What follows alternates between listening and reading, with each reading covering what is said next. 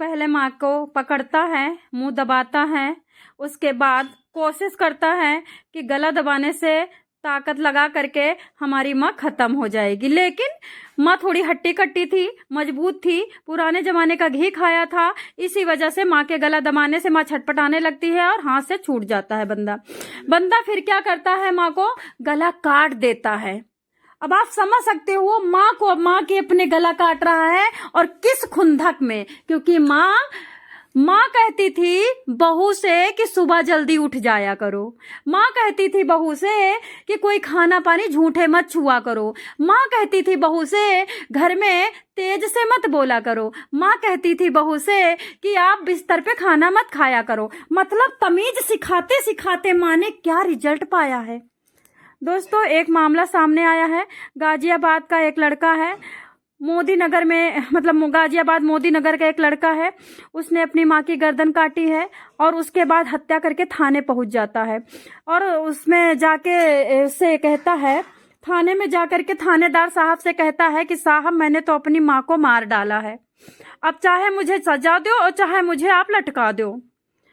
हत्या के पीछे का जब जुर्म पूछते हैं कि मतलब क्या जुर्म किया था माँ ने, जब थानेदार साहब सुनते हैं तो जुर्म पूछते हैं कि बेटा माँ ने जुर्म क्या किया था, तो क्या बताता है, छोटी सी बात बताता है, छोटी सी, कि माँ बहुत कलह करती थी, माँ मेरी बीबी से लड़ाई करती थी, मेरी बीबी और मेरी माँ की लड़ाई खत्म ही नहीं होती थी। वैसे तो ये बात सुनकर के पुलिस तुरंत की तुरंत टीम गठन करती है, इस दरिंदे बेटे को ले जाने के लिए टीम गठन करती है, और उसके बाद वहां पे जाकर के चेक करती है। एक एम्बुलेंस बुलाई जाती है जिसमें लाश को लादा जाता है और उसको जाकर के पोस्टमार्टम के किसी सरकारी हॉस्पिटल में पहुंचा दिया जाता है।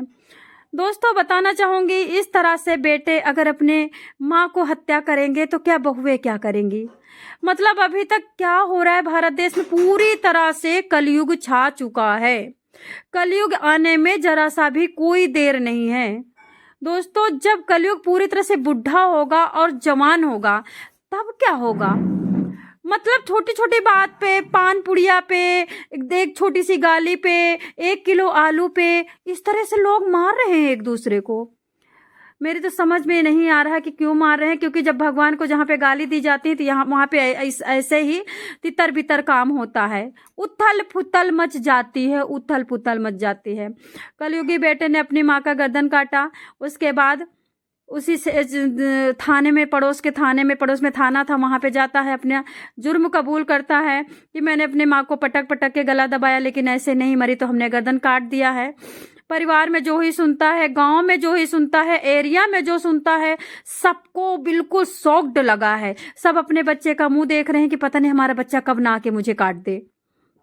जैसे अभी पति नहीं डर गए हैं पत्नियों के पास अकेले में जाने से, या फिर पत्नी जब लड़ती है तो उसके पास उसके हाथ वगैरह को देखते कि चक्कू वगैरह तो नहीं ले रखा है, या फिर पत्नी अगर कहती कि चलो हनीमून पे चलो, गुस्से में कह देती है तो डर जाते हैं। सेम इसी तरह अब गाजियाबाद में माँ भी डर रही है, क्योंकि गाजियाबाद का तीसरा चौथा वो है। दोस्तों, मोदी नगर के फफराना रोड जनता कॉलोनी में शुक्रवार को देर रात को मियां बीबी की लड़ाई होती, यानी राहुल 24 साल का था, उसकी बीबी थे 23 साल की, दोनों में खूब कला होता है, और बीच में आकर के माँ बीच बराव करती है, और उसके बाद माँ और बहू यानी बीबी की लड़ाई शुरू हो जाती थी। विवाद में ऐसे ही हमेशा विवाद चलता रहता था।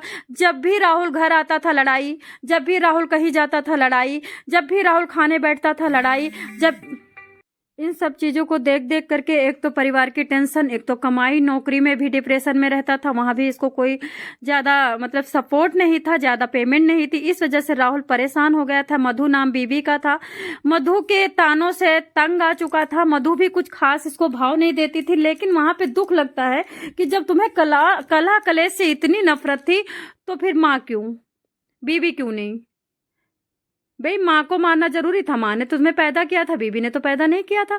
बीबी आई थी, बीबी घर चलाती थी, तुम कमा के लाते थे, बराबरी का दर्जा था, लेकिन माँ ने ही तुमको क्यों। मतलब मेरा कहने का बस इतना मतलब है कि क्या मुंह दिखाओगे यमराज को जाकर के, क्या बात करोगे समाज में, किसको क्या मुंह दिखाओगे। इतनी बुरी लगती है माँ। तो पैदा हो लेते बीबी के पेट से, कहां से कहां जमाना चला गया। एक बात और बता दूं, अगर 7 जन्म तक आप अपने खाल शरीर की निकाल करके जूतियां बनाओगे ना और वो माँ को पहनाओगे ना, तब भी माँ का कर्ज नहीं अदा कर सकते। कोई दुनिया की ऐसी कोई ताकत नहीं बनी है जो 9 महीने इतना कष्ट सह सके। सिर्फ एक जननी यानी एक स्त्री है जो वो इतना दर्द सहती है। प्रकृति की देन है, वो सहती है, उसको ही बनाया गया है सहने के लिए। काश पुरुष को बनाया गया होता तो पता चलता। चलो एक बार पैदा कर दिया, पैदा करके खत्म कहानी। उसके बाद अपना खून कौन चुसाता है? माँ ही चुसा सकती है। बीबी भी चुसा आपको अपना खून पिलाती थी, कलह करती थी। अगर माँ इतनी क्लेशी थी तो तुमने माँ को शादी के पहले क्यों नहीं काटा?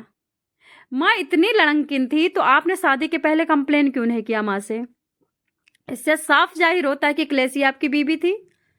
और एक बात बता देती हूँ, जब इंसान बुजुर्ग हो जाता है ना तो उसकी 2-4 बातें इग्नोर भी करनी पड़ती हैं, क्योंकि बुजुर्गी में दिमाग उतना फेल हो जाता है, काम नहीं करता है। आपकी बीबी को पेशेंस नहीं था, आपको पेशेंस नहीं था, तो माँ को पेशेंस था, जिन्होंने छाती पे बिठा बिठा करके तुमको इतना बड़ा कर दिया। दोस्तों यहाँ पे कमी कहाँ पे आती है मैं बताती हूँ।